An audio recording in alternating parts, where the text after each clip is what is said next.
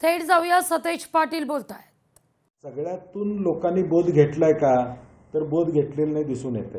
आणि म्हणून मला वाटतं कायदा सक्षम करणं आणि लोकांना यामध्ये असं कृत्य केलं तर शिक्षा होते आणि सरकार देखील अशा गुन्हेगारांना पाठीशी घालत नाही, हे मेसेज जाणं गरजेचं।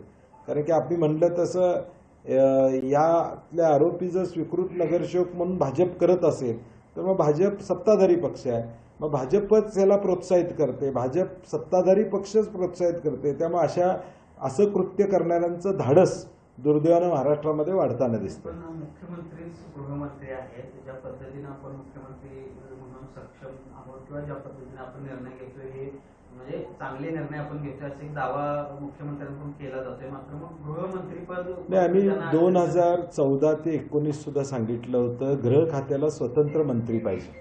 मुख्यमंत्र्यांच्याकडे हे खातं ठीक आहे, मुख्यमंत्र्यांना सगळं रिपोर्टिंग होतंच, म्हणजे गृहमंत्री कोणी असले कुठलेही मंत्री असेल ती मंत्रिमंडळाचे प्रमुख म्हणून मुख्यमंत्र्यांना सगळी माहिती जातेच, परंतु स्वतंत्र मंत्री असेल तर किमान आता गृह खातं नेमकं कोण चालवते कळत नाही।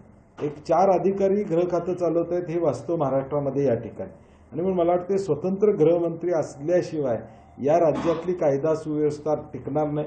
एका बाजूला दावोसला जाऊन लाखो कोटी रुपयाचे ॲग्रीमेंट झाले असं आपण।